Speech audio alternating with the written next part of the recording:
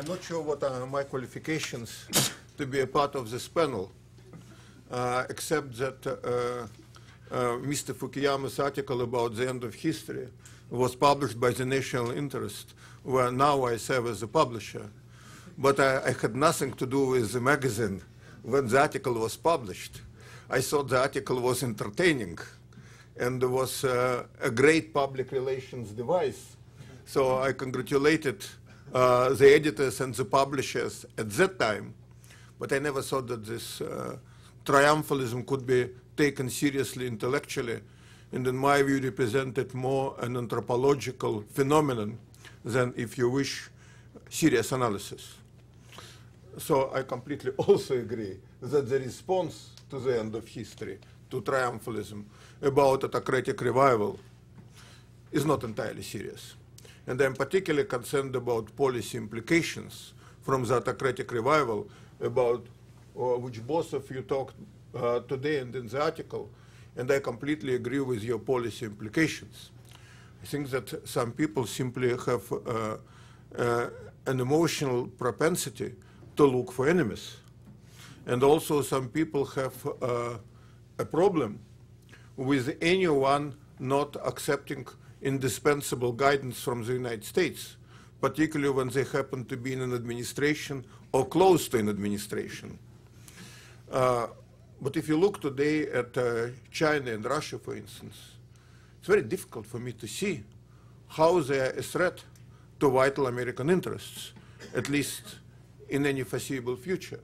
If you look at China, which is a much more serious power with a much more rounded development, I have to say they were remarkably careful not to spread their system of government and not to bully their neighbors, with a notable exception of Taiwan. But otherwise, what can you say about Chinese global diplomacy? You can say that they are unscrupulous. You can say that they are prepared to support whomever is in a position to pay with hard cash, or where they can develop natural resources. But it's difficult for me to see the Chinese anywhere, even in Latin America, trying to exclude the United States, trying to undermine American interest. The Chinese are too careful for that. And frankly, they are too dependent upon US treasuries to engage in things which would smack of confrontation with the United States. In the Russian case, Russia is a more heavy-handed power in its own neighborhood. And as both of you talked today, they have their sense of grievance, and even the Bush administration began acknowledging the sense of grievance to which the Bush administration and the Clinton administration have contributed. But if you look at the way the Russians define their vital interests, how do they clash with vital interests of the United States? The Russians can send some 30-year-old bombers to visit Venezuela.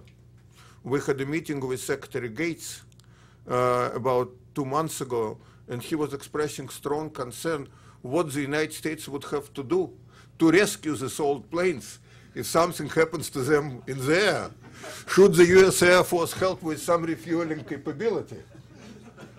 And then, of course, the Russians said their most modern ships to visit Venezuela and Cuba. One of them is still going back to Russia because it lost most of its power. Outside the Russian neighborhood, Moscow today has very limited capability. In the Russian neighborhood, they had a war with Georgia, and let's face it, the Georgians have started this war. There were plenty of provocations on both sides, but it were the Georgians who have attacked Russian troops in South Ossetia. Even President Saakashvili now is acknowledging that much. And you can ask a simple intellectual question. If the Georgians were entitled to leave Russia, why would Abkhazians not be entitled to leave Georgia? The Abkhazians had a long history of independence, of separatism, and grievances against the Georgians, which were, I would say, at least as legitimate as Georgian grievances against the Russians. And I was very much in favor of the Georgian independence. And they thought they had every right to make their own decisions. But it's difficult for me to see why, when the Abkhaz are saying something similar, the United States would have a moral responsibility to pass a judgment on this dispute. And if we don't have a moral responsibility, then it's very difficult for me to see an overriding strategic interest for the United States, kind of to be involved in Georgian dispute with its secessionist territories. I know about one vital American interest, or almost vital American interest in Georgia. And that is, of course, Baku-Ceyhan pipeline. The pipeline, however, happens to be inside the Georgian proper. It's not in Abkhazia. It's not in South Ossetia. And the only time when the Russians were near this pipeline was during this conflict. As long as the Georgians and the Russians are not at war, I think the United States can be perfectly comfortable with whatever territorial outcome we have of these Georgian disputes with Abkhazian and South Ossetians. The likelihood that the Russians would attack Ukraine, I think the likelihood is minimal. And I travel to Moscow quite frequently, talk to Russian officials, including those of them prone to post-imperial nostalgia. But you know, the good news is, at least I am also nostalgic about some things and some people, and those of my age normally should be nostalgic of something. But it doesn't mean, you know, that you want to replay your life and that you think you're in a position to do so. So when President Putin talks about the collapse of the Soviet Union being a great geopolitical catastrophe, I don't think he is implying that they would try to rebuild the Soviet Union. And at least if you look at the military planning, there is very little evidence of this temptation. And both President Putin and now President Medvedev made very clear that they don't like what happened to the Soviet Union, but they do understand it is an entirely new era. So if you do not believe that it is in a vital American interest to organize a near containment of Russia in its new, much diminished circumstances, I don't see preconditions for a fundamental clash between Russian and American interests, any more than I see the need for a fundamental clash between Chinese and American interests. And accordingly, I overwhelmingly agree with the conclusion in the article that we don't need a self-fulfilling prophecy of trying to create an unnecessary conflict with the Chinese and the Russians. The Chinese and the Russians do not entirely trust each other. With their centuries of difficult history, don't entirely like each other. And I think it would require a gross mischief on our part to push the two together. And why would we want to do it? For instance, when we're talking about Afghanistan being an American priority, trying to imagine that the Chinese and the Russians would really start acting aggressively at cross purposes with the United States. That is hardly in our interest. So I think that the article is very constructive, and I overwhelmingly agree with policy recommendations. Where I don't entirely agree, is when we confuse, as we normally do in the United States, much more than in this sophisticated article, as we normally confuse our civil religion and our analysis. And by civil religion, I mean our belief in liberal democracy.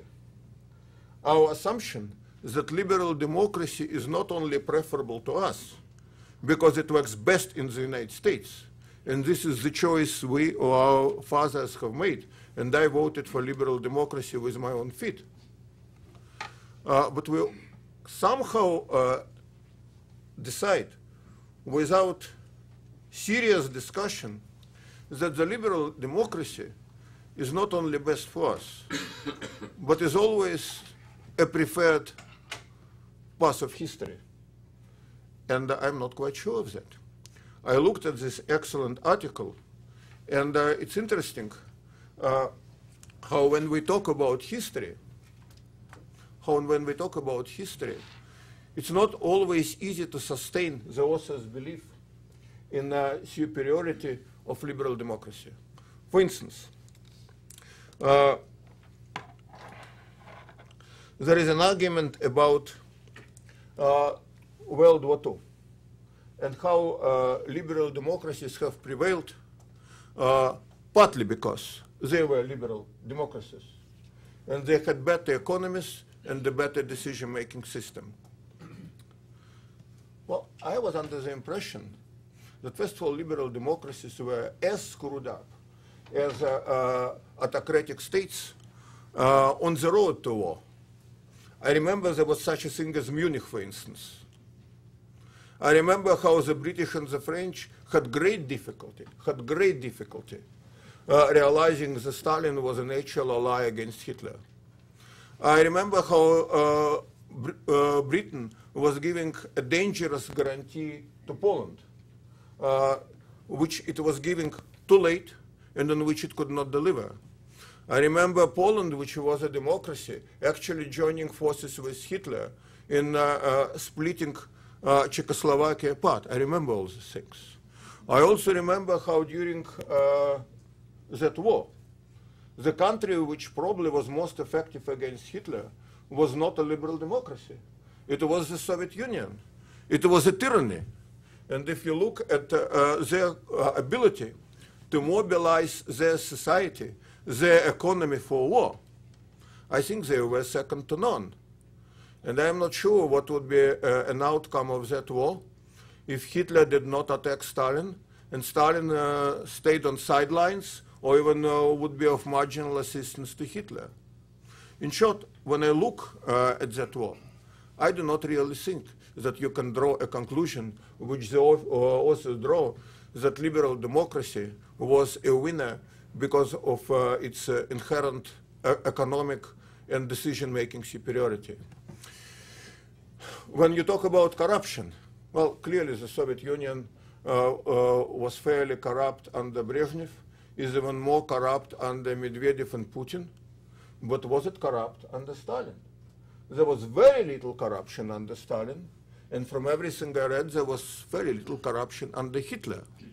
So there are certain kind of autocratic regimes, which I would call liberal autocratic regimes, that allow corruption, and certain regimes, very harsh tyrannical regimes, which know how to control it or how to destroy it altogether.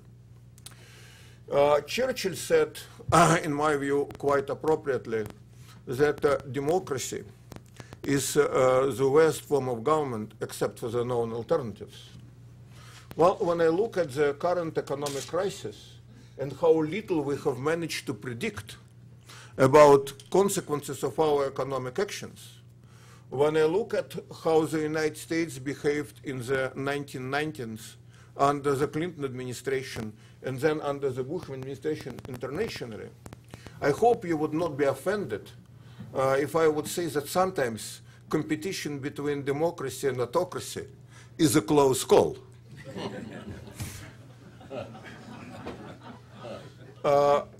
It depends, of course, upon what kind of democracy, what kind of autocracy. There are ideological, tyrannical systems which challenge the United States, really not because of what we do, but what we are. We have seen systems like that, and the Soviet Union under Stalin was a perfect example. And with systems like that, well, it's very difficult to have any kind of a normal relationship. But as the authors correctly said, China and Russia today are not in that category. And you know what? Neither is Saudi Arabia.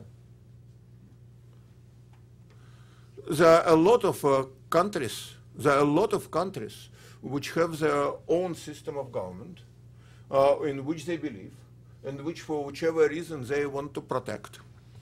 But they don't want to go around the globe trying to impose the system on others, and they don't have enough arrogance to think that they can spread the system, particularly to great powers like the United States. We very recently have seen an interesting situation in the Middle East when perfectly democratic Turkey had more of a problem with what Israel was doing in Gaza than more autocratic Egypt. And if you would look at American diplomacy in the region, we actually are on better terms with autocratic regimes like Egypt, Saudi Arabia, and let's face it, Jordan, than we are with Turkey, than we are with Lebanon, and I'm afraid that we may encounter a similar problem in Iran. What I'm trying to say, the great divide in international politics is not between autocracy and liberal democracy. It is, unfortunately, here I have to agree with Mr. Kagan. It's about interests. And that brings me to my final point. While I disagree with some of the author's analysis, I overwhelmingly agree with their conclusion. We should be working with whomever we can work, as long as they can deliver on our fundamental objectives. And I think that the notion that we should go around the globe and seek artificial conflicts and creating demons for ourselves, this is not a good guide for American foreign policy under the new administration.